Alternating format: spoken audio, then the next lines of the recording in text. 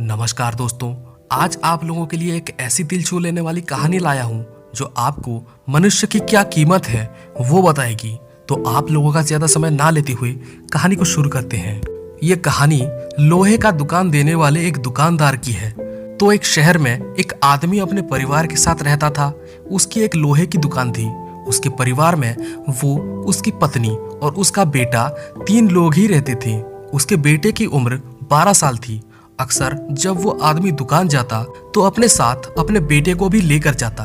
उसका बेटा अभी छोटा था, उसके साथ जाने की जिद भी करता था।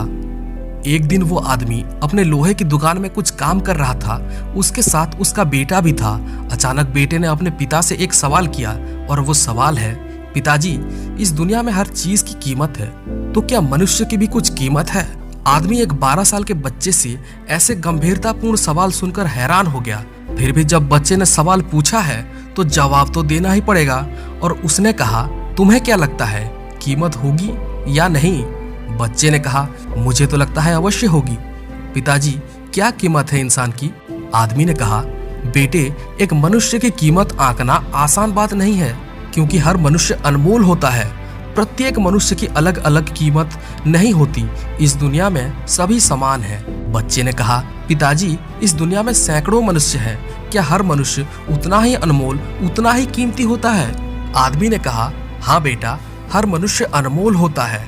बच्चे के समझ में कुछ भी नहीं आया और उसने अपने पिता से फिर से पूछा, पिताजी, अगर हर मनुष्य अनमोल होता है तो फिर कोई गरीब तो कोई अमीर क्यों होता है? इस दुनिया में किसी को कम सम्मान तो किसी को ज्यादा सम्मान क्यों मिलता है? अगर सब एक हैं तो सबके साथ एक जैसा व्यवहार ही होना चाहिए, लेकिन ऐसा होता क्यों नहीं है? सवाल सुनकर आदमी कुछ देर शांत रहा और कुछ देर बाद आदमी ने अपने हाथ में एक लोहे का टुकड़ा लिया और बच्चे से पूछा, बेटा, इस लोहे की कीमत तुम्हारे हिसाब से क्या हो सकती है? बच्चे ने कहा, शायद 300 रुपए। आदमी ने कहा, अगर मैं इस लोहे को काट कर छोटे छोटे कील बना लूं तब क्या कीमत होगी?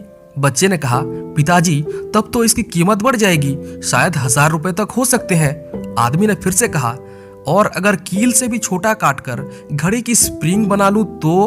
बच्चे ने कहा, पिताजी, तब तो और भी ज्यादा कीमत बढ़ जाएगी। तब आदमी ने बच्चे से कहा, बेटा, ठीक इसी लोहे के टुकड़े की तरह मनुष्य की कीमत उसके वर्तमान में नहीं है। मनुष्य की कीमत तो उसमें है कि वो भविष्य में अपने आप को क्या बनाता है। क्या वो अपने आप को अनमोल बना पाता है या फिर अभी जैसा है भविष्य में भी वैसा ही रह जाता है? समझे बेटा, मनुष्य की कीमत। बच्चा अपने पिता की बात समझ गया और उसने अपने पिता से कहा, जी हाँ पिताजी, मैं भी बड़ा होकर अनमोल बनूंगा। दोस्तों, अपने जीवन में हम अक्सर अपने आप को आंकने में गलती कर देते हैं। हम अपने वर्तमान की स्थिति को देखकर यह समझ लेते हैं कि हमारी तो कोई कीमत ही नहीं है, हम बेकार हैं। लेकिन दोस्तों, असल में अपने वर्तमान की स्थिति को देखकर अपनी कीमत लगाना सही नहीं है।